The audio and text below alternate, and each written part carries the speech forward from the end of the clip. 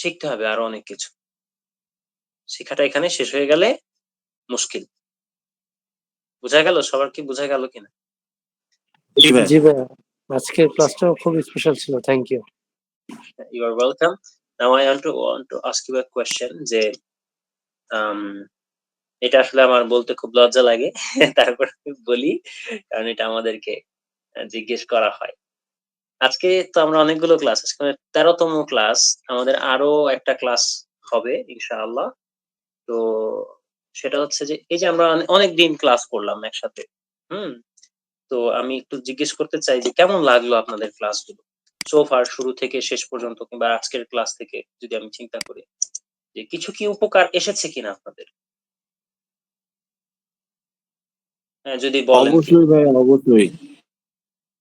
হ্যাঁ। তো মুরাদ ভাই বললেন ভালো লেগেছে। জাকির ভাই একটু যদি বলেন যে কেমন লাগলো? আমার টিচিং স্টাইল কিংবা আমার পড়ানোর ধরন কিংবা সকল কিছু মিলিয়ে ঝিলিয়ে কেমন? আলহামদুলিল্লাহ অনেক ভালো ছিল, ভালো কিছু পেয়েছি। ভবিষ্যতে ইনশাল্লাহ আপনার থেকে ভালো কিছু পাওয়ার আশা রাখি। ধন্যবাদ। হ্যাঁ, আপনার একই কথা। সাব্বির ভাই কেমন লাগছে? কেমন লেগেছে পুরো সেশন গুলো? কিংবা আমার পড়ানোর ধরনটা আপনার জন্য কতটুকু হেল্পফুল ছিল? হ্যাঁ ভাইয়া, আপনার পরামর্শটা আমার খুব ভালো লেগেছে। স্পেশালি ওই আমরা তো টুকটাক এক্সেলের কিছু ভিডিও দেখে হোক কিভাবে হোক জানতাম, কিন্তু একবারে সূত্রগুলো যে ভেঙে ভেঙে বুঝাইছেন, যেমন ওই এরে বলতে কি বোঝায়, রেঞ্জ বলতে আমি কখন কোনটা বুঝবো, এরকম ভাবে ভেঙে ভেঙে বোঝাটা কঠিন ছিল। আর ড্যাশবোর্ড সবসময় শুনে আসতেছিলাম, একটা ভীতি কাজ করতেছিল, কিন্তু আজকের ক্লাসটা দেখার পর মনে হলো যে না, এখন ড্যাশবোর্ড বেশি কঠিন হবে না, আর একটু শিখলেই আরো ভালো কিছু করা যাবে। ইনশাআল্লাহ, ইনশাআল্লাহ। ভাই ড্যাশবোর্ডের ব্যাপারে আমি একটা স্টোরি বলি। বলছিলাম কিনা কখনো জানি না। যে ড্যাশবোর্ড সম্পর্কে যার আইডিয়া থাকে উনি কিন্তু ওই কোম্পানির বস, হিসাবে বস। তো ঘটনাটা এরকম যে যিনি ড্যাশবোর্ডটা মূলত ডিজাইন করেন তিনি জানেন এটার ভিতরে কি ফর্মুলা তিনি ইউজ করেছেন, কোন জায়গা থেকে কোন জিনিসটাকে তিনি লিংক আপ করেছেন। পরবর্তীতে দেখা যায় কি জানেন যে ওই মানুষটাকে ছাড়া ওই ড্যাশবোর্ড আর কেউ নিয়ন্ত্রণ করতে পারে না, কোনো চেঞ্জেস আনতে পারে না। ঠিক আছে? তো স্বাভাবিকভাবেই তখন ওই মানুষটা কি হয়ে যায়, ওই কোম্পানির অ্যাসেটে পরিণত হয়, তাই না?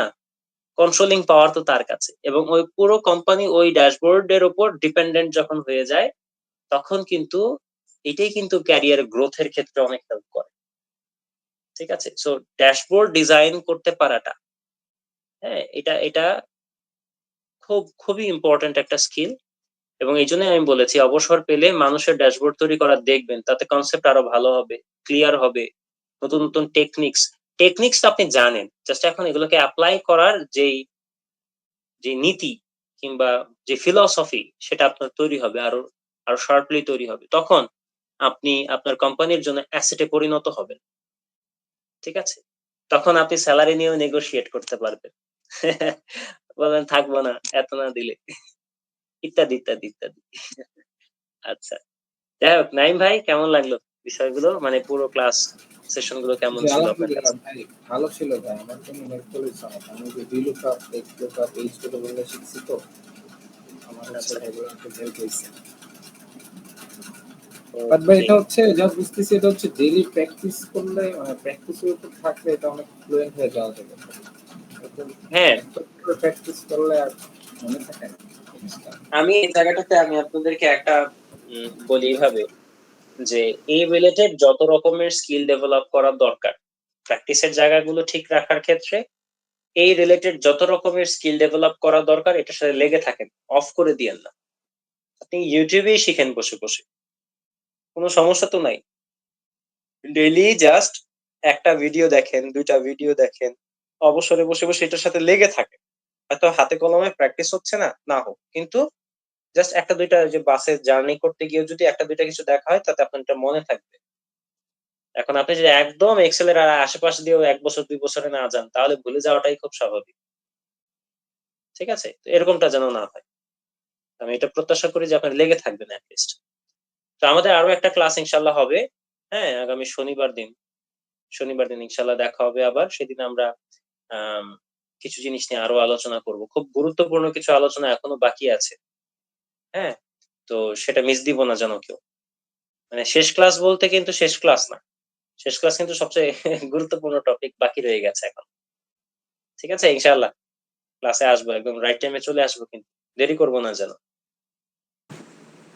ভাইয়া ওই যে লাস্ট যে শিটটা দেখিয়েছিলেন ওখানে ২ টা ইয়ে বা ইনডেক্স আর একটা হচ্ছে হ্যাঁ, ম্যাথস হ্যাঁ।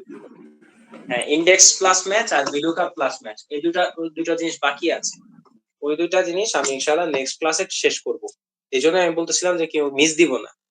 মিস দিলে কিন্তু লস হবে আপনাদের। ঠিক আছে? ঠিক আছে ভাইয়া, thank you. Okay, you are welcome. ভালো থাকবেন সবাই। আজকে বিদায় নিচ্ছি।